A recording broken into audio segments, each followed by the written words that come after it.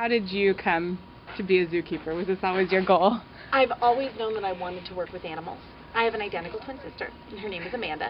And when we were about 3, we promised each other that we were going to save all animals. That was what we were going to do. We were going to protect the rainforest. We were going to save all the sea turtles. We were going to do everything we could for animals. We both got involved with a zoo in southern Alabama. I was actually in and out of a wheelchair for 2 years. I suffered from a really rare nerve disorder that affected my left leg, and my doctors told me that I would never walk without excruciating pain, and then I was going to spend the rest of my life in a wheelchair.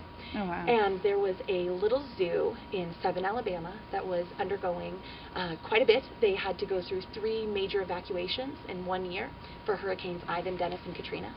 And Animal Planet caught wind of their story and sent some camera crews down there and actually made a documentary series about the little zoo that could, the Alabama Gulf Coast Zoo. I was in the hospital and I was obsessed with this show. Here were these people that were everything I always wanted to be as zookeepers, who were putting their lives on the line to overcome something that everyone told them they could not possibly overcome. And my mom knew I was obsessed. She'd already ordered me the t-shirt from the zoo gift shop online when my doctors came in and said that the experimental nerve block that we had been working on was not responding the way that we had wanted, and that we were once again back to square one and didn't have any options and wasn't sure where I was going to go from there. My mom went out into the hallway with my twin sister and dialed 411 and asked for the Alabama Gulf Coast Zoo, just on a whim, out of nowhere, and the zoo director picked up the phone. So she listened to my mom cry about me for a few minutes, and my mom said, could you just spend 30 seconds, tell her, hi, my name's Patty Hall from the Alabama Gulf Coast Zoo, and you're going to get through this, and that's all I need from you, and then you can hang up and you can never talk to us again. She spent a half an hour on the phone with me, and then she had the head keeper call me the next day. And they turned into my home away from home support group. That was actually where I got my first full-time position. Amanda and I both moved out there. What brought you out here? How did you hear about the job, or what led you to Chaffee? My family had relocated to the Fresno area while Amanda and I were in Alabama, and our position there was seasonal. So when it ended, we weren't really sure what we were going to go for next. Did you start off as a zookeeper, or have you worked up to that? I was a full-time keeper at my last facility. When I started here, I started at the ground floor. I wanted to learn how a larger facility like this works from the bottom up. So I started out as a keeper assistant, and then I was a special projects keeper, which is kind of like a seasonal keeper, and then I got my full-time position. And I'm the relief keeper here, which means that I'm cross-trained almost everywhere, and I get to bounce around and go where I'm needed. So I've worked full-time in hoofstock, elephants, birds, reptiles, and the hospital. Since you are the relief keeper and you bounce around a lot, is there any day that's the same as the one before? Never 2 days in a row. No. Even when you're working with the same animals 5 days a week, your day is never the same as your last day. I love it because no matter where I am, I'm on my toes. I love my position because I have babies everywhere.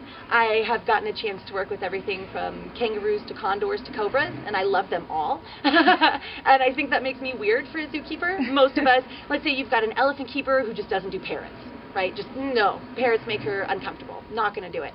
You've got a hoofstock keeper who really doesn't feel comfortable around primates.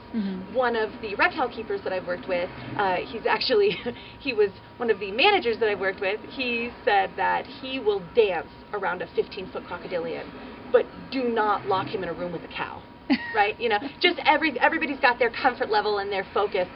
I love everything. I am excited to work with everything. I want to work internationally in wildlife conservation, and I think working in the various departments around the zoo has taught me to see differently, to see the entire environment. Is there one animal or one species in particular that you like working with more than others? I would say that reptiles is one of my all-time favorite places to work, and overall it's because I get to get people to fall in love with animals that they hate, right? People come into the reptile building like it's a haunted house, and if I can get them to go from, I'm terrified of that, it's going to hurt me, it's coming after me, to, oh really? You know, that's a huge win. So I love working in reptiles. The prehensile-tailed tree skinks and the Galapagos tortoises are always going to have my heart. Nobby and Jennifer are the Galapagos tortoises. Nobby's in his 50s, Jennifer's in her 90s.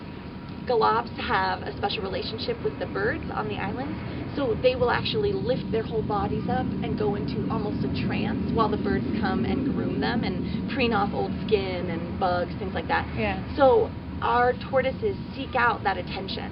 And, well, we obviously don't have flocks of Galapagos finches to come in and do the job for them, so we get to do it. And so when Nobby hears my voice, he will immediately go into that pose or try to move towards me so that he can go into that pose. He's more motivated by that attention than he is by food. Yeah. And that's saying something if you understood what he would do for a banana. How do you maintain all this knowledge? How do you store all of this knowledge about so many different species and not forget it? I love my job. It's exhausting. I'm not going to lie. Being the relief keeper, knowing every single animal means knowing every single species and something about that species. And I pride myself on that, but it's taken years of working here to get to that point.